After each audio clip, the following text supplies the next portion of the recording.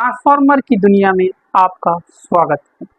सबसे पहले हम जानेंगे ट्रांसफार्मर होता क्या है। आपको नाम से ही समझ में आ रहा होगा, ट्रांसफार्मर ट्रांसफर करना। क्या ट्रांसफर करता है? ये वोल्टेज को ट्रांसफर करता है। ट्रांसफार्मर हम यूज करते हैं और कहाँ यूज करते हैं, ये हम बाद में जानेंगे। ट्रांसफार्मर की दो टाइप होती है। सबसे पहली जो टाइप आपको नजर आ रही होंगी बोर्ड पे, वो है स्टेप अप ट्रांसफार्मर और सेकंड है step down transformer. Step up transformer क्या करता है? स्टेप अप ट्रांसफार्मर जो है तो अपना वोल्टेज को बढ़ाता है और करंट को कम करता है। ये आपको ज्यादातर पावर स्टेशन पर देखने को मिलेगा। और स्टेप डाउन ट्रांसफार्मर क्या करता है? वोल्टेज को डाउन करता है। आपको नाम से ही समझ में आ रहा है, डाउन यानी वोल्टेज को डाउन करता है और करंट को इंक्रीज करता है। इसको हम बोलते हैं स्टेप डाउन ट्रांसफार्मर।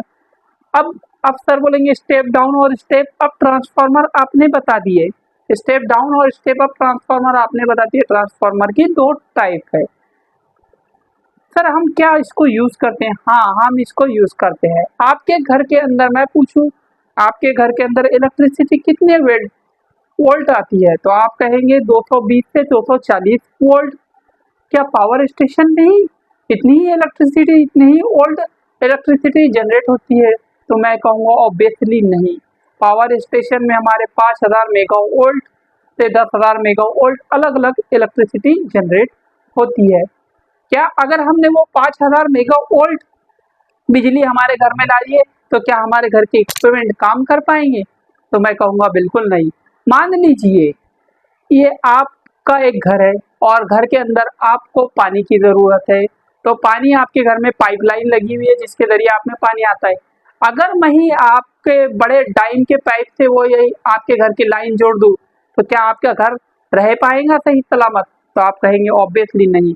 उसी तरीके से अगर हमारे घर में 5000 मेगा वोल्ट वोल्टेज आ गया तो हमारे घर के सर्किट बोर्ड, ना ही हमारा घर सही से रह पाएगा।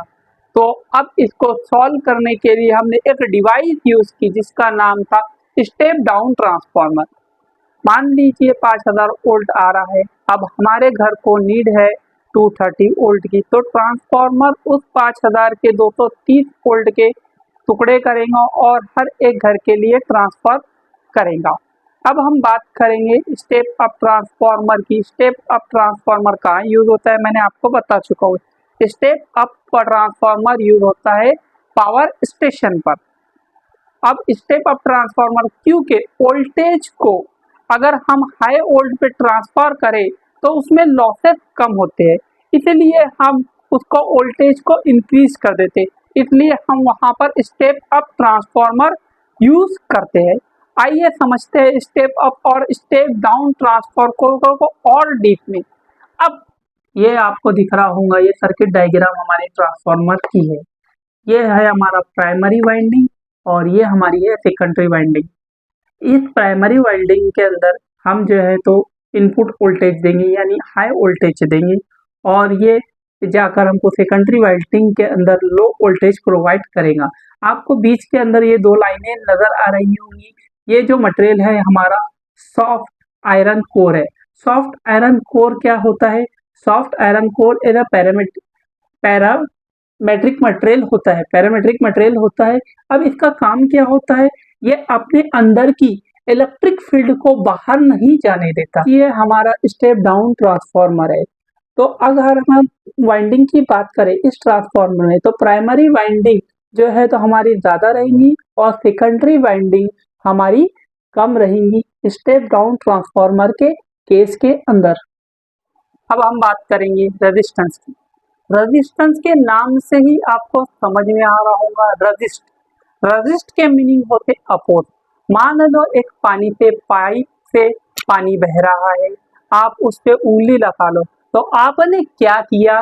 पानी को अपोज किया यानी रजिस्ट किया। उसी तरीके से हमारे इलेक्ट्रिक करंट में जब इलेक्ट्रॉन के बहाव को अपोज किया जाता है तो उसे ही हम इलेक्ट्रिक रेजिस्टेंस कहते हैं।